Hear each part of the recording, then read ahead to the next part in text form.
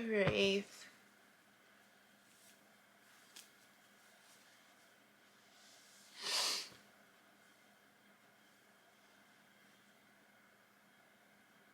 I've been awake, or trying to wake up, for the last couple hours.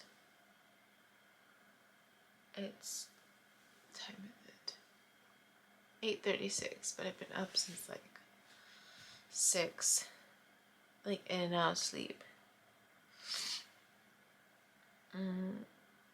I went to bed like at 2 because I was trying to finish my readings for class today, and I got triggered with some stuff. I just got emotional a little bit, not a lot, which was okay. It was good. It was good that it wasn't a lot of triggering, and it wasn't from my own molestation, but it was more from my the affair, and just some it,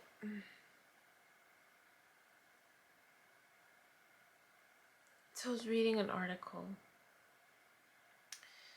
and it triggered in me how I acted in that affair. Even just with my marriage too. Even with this person from my past. You know, I've shared before, there was this element of me connecting my self-worth to being desired. Me connecting my sense of self-worth to being desired sexually. And that realization that I had. And the struggle, the emotional struggle of, you know, being in my marriage and not engaging in sex. I mean, like, I think I'm gonna mention, I was lucky. One, because I enjoy it. Two, I was lucky if it was like once a month, right? Mind you, we don't have kids. So I struggled a lot in those 14 years of my own self-worth. And not just that, but it's like, and then there was this pressure of like bearing children, and I'm just like, well, you know, as much as I didn't align with that in that marriage because of the anger, the feelings that I had already, it didn't help. Right? There was this, even this element of like the blame on me. What was I doing wrong, right? That one, I couldn't bear children. Two, that I wasn't being desired, right? So it just kind of, it was like this cycle of like, and then believing that I had to be different in that manner because there was just that much insecurity. I was like, well, what am I doing wrong? Am I not sexy enough? Am I not, you know, fun enough in bed, right? And so it pushed me to push myself into doing things that I... Was it exciting? Yes. Were some of the stuff kind of like borderline, like borderline what you would see in porn, really. Like there was this element of where I pushed myself even outside of my own comfortness to please the other person because I thought that's what he wanted. I thought that's what he wanted, even though I wasn't completely comfortable with it. But in my head, there was this belief that this is what guys like. This is right. This is what guys like. I assumed that that's what guys like. And I remember with my ex, like he tried to also be open to some of the stuff, but there was also a sense of like he was uncomfortable, right? Because I was introducing all this stuff, me thinking, oh well, this will turn him on, right? This will make me more desirable. But again, it's just what we're fed. Even though I was also slightly uncomfortable, but I was determined. I was determined. I'm like, what is off in our marriage, right?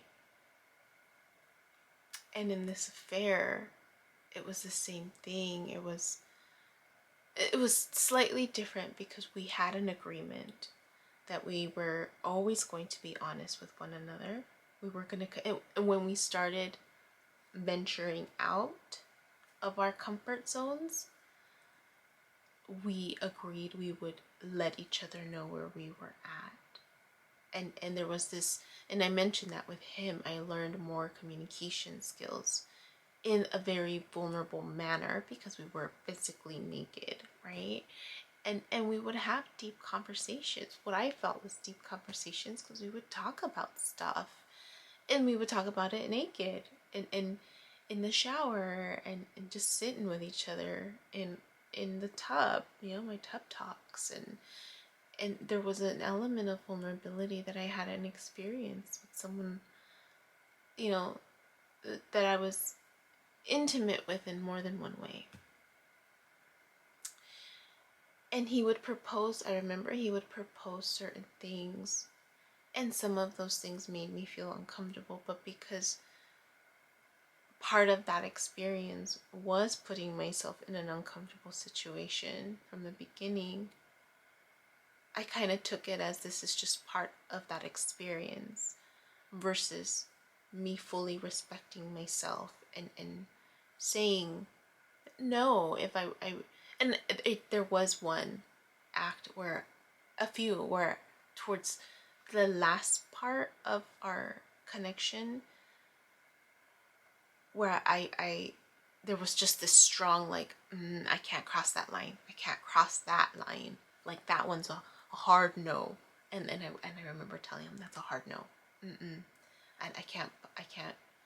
I don't know how I could consolidate, right, or compartmentalize that, right, because that whole process I was having to separate myself almost for that.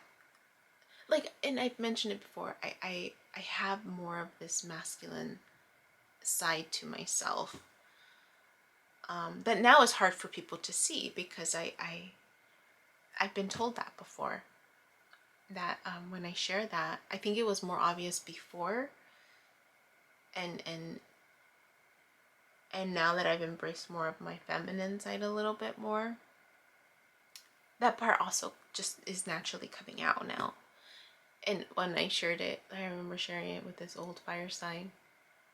He was just like, I can't even see you in masculine way. He's like, you're very feminine. And I was just like, oh, wow, thanks. Like, because that was something I was working on, because I was always the opposite of that. And, so anyways, it was triggering a lot. The article that I was reading was triggering. Even the video, the cell block, the feminist on cell block Y, like, was triggering a lot of stuff for me. And, like, the terminology, really. And,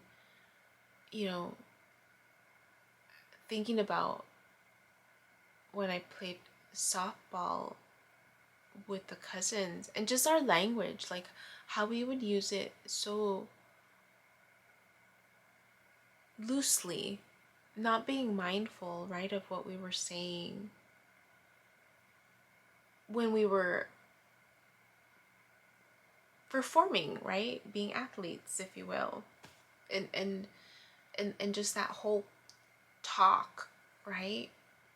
I mean, it wasn't extreme, but it was enough. It was enough to where I remember a cousin of mine was like, hey, knock it off. Like, that's too much, going too far.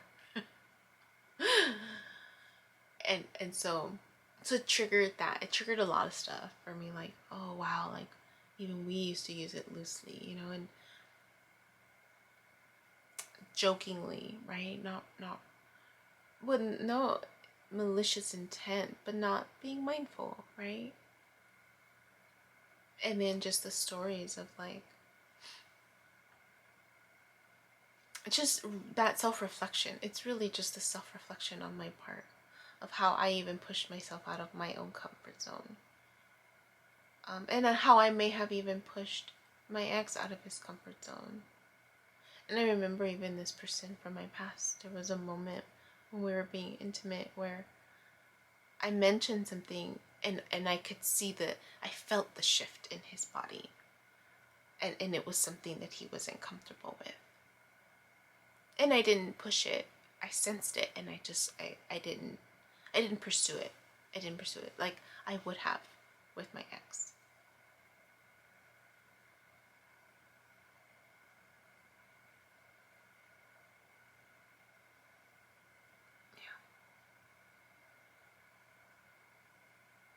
And I think I spoke on it a little bit yesterday. With my ex, I initiated everything. I made the first move. I initiated. I initiated. Our first time, I initiated everything. Because I wanted it. Not taking into consideration what he wanted. But again, I was more masculine driven than...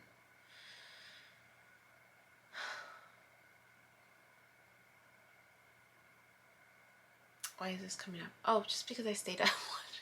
Like, why am I talking about this? Because I stayed up until 2 a.m. like finishing the readings and that was just that self-reflection triggered within me, right? Like this whole these articles, it's really the man, like perspectives of the guy. I think from the impression that I got from the readings, but even as a woman reading it, knowing that I had more of a masculine energy within me in that time in my life, and in me doing the pushing, right, on my male counterparts, right? I think the only person who didn't really put a resistance was my affair, but because we were, again, there was this arrangement that we had, that we were going to explore, we were going to be honest with each other, and there was an element where as I think I was the most honest that I could potentially be, even though I wasn't completely honest. There was like 99% of honesty, because I still put myself in uncomfortable situations that I wasn't sure about. Yeah, that I just wasn't sure about. And then there was somewhere, there was, and I wasn't completely honest with him, where I said, this is a hard no. I just kind of would try to dismiss it or try to do something else. And he would bring it up more, and he would bring it up more. But I was also not being honest.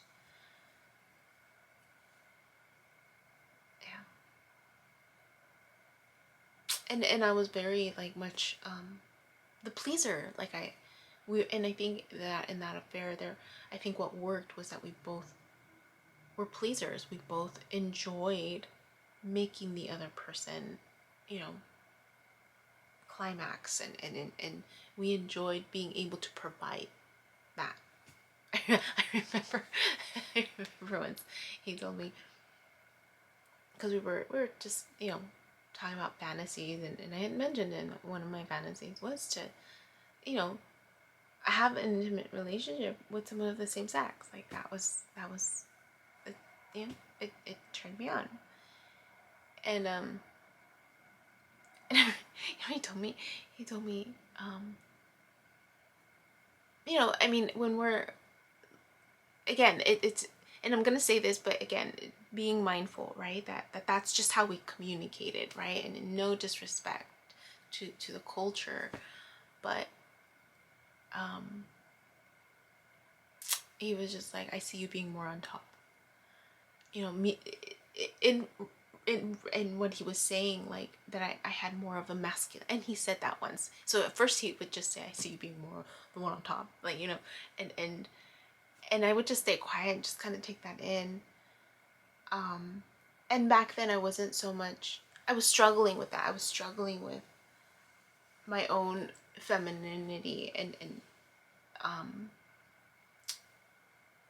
and I remember there was an element where I felt a little offended, because I'm like, well, I'm a girl, like, you know, and there was, and I was still struggling with that within myself.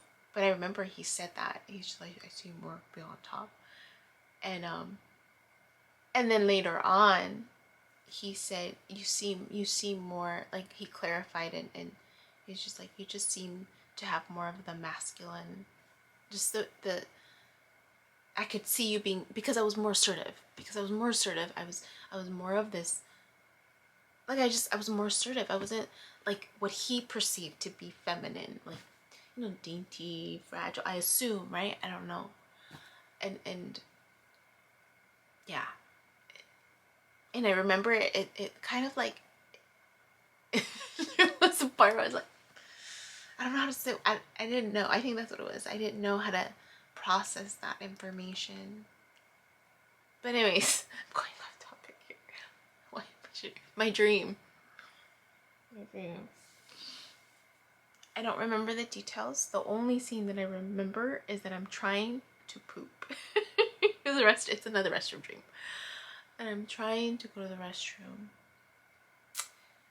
And it's a private restroom, but there's a lot of stuff in this restroom. Like, it was like a storage room. And there was a storage room slash shower slash, like, it was a multi-used room. And I needed to poop. And I managed to get in, but people kept coming in. People kept coming into the door, and I'm like, dude, like, I'm trying to poop. And but people kept coming in, and it was different types of people. But the feeling that I got was that these were people from my class. People from my classes at school.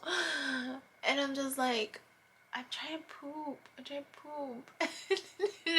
But the feeling, and the thing is, I don't know what most of my classmates look like, because it's all through Zoom, and you can choose to not put your video on. And there's only a group of us that put our video on, and we do it.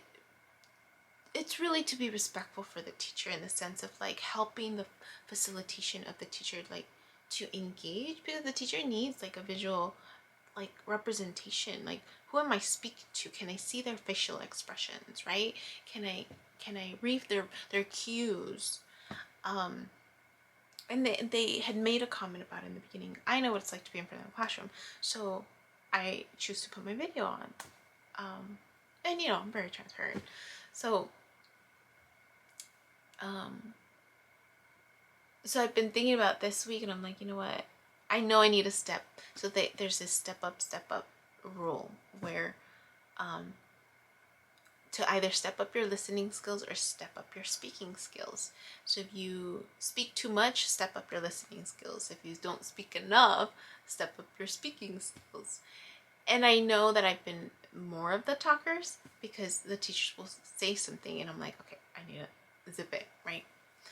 And so I've been thinking lately, well, I'm gonna take a backseat and not put my video on, just, you know, to keep it more relaxed on my end, right? If I need to stand, I can stand.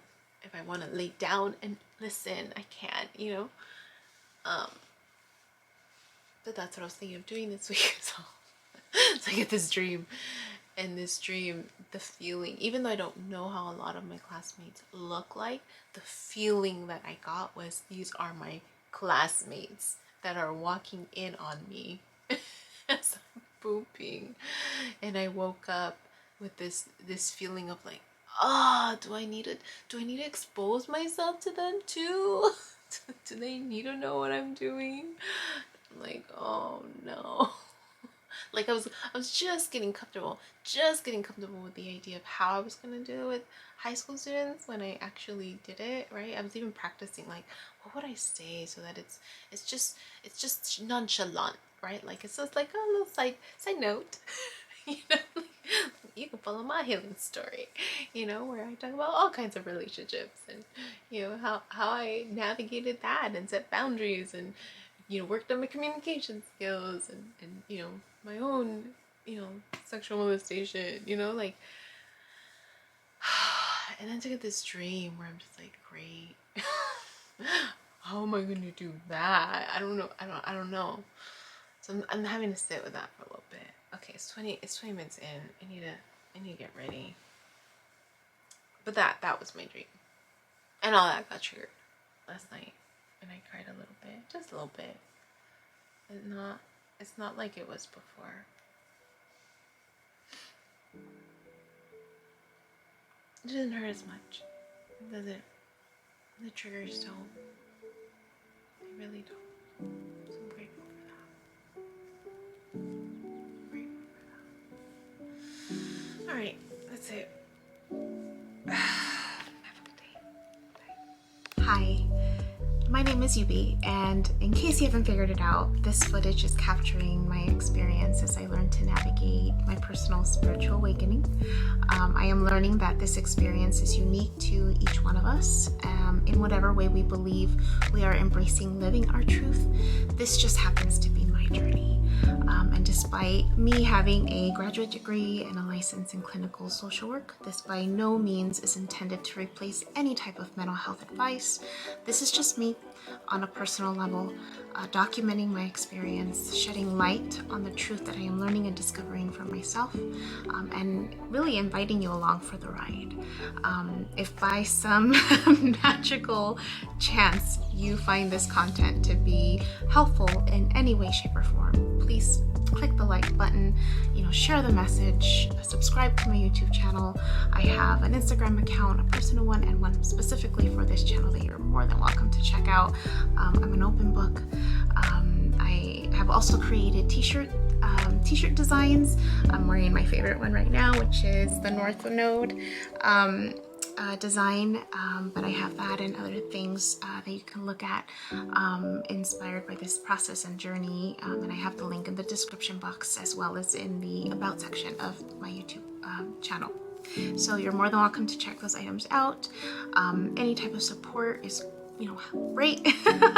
Again, if you find this content really helpful or meaningful, sometimes when we take that step and be vulnerable, with showing what's inside our hearts and what's really our truth, we realize that we're much more connected than what we thought we were. And so I hope that as I'm living this experience and that you find some type of truth for yourself or find some type of ability to heal in some way just by relating, just by knowing that you're not alone. That really has been my goal with this process, not just being able to connect with others, but really for my own healing.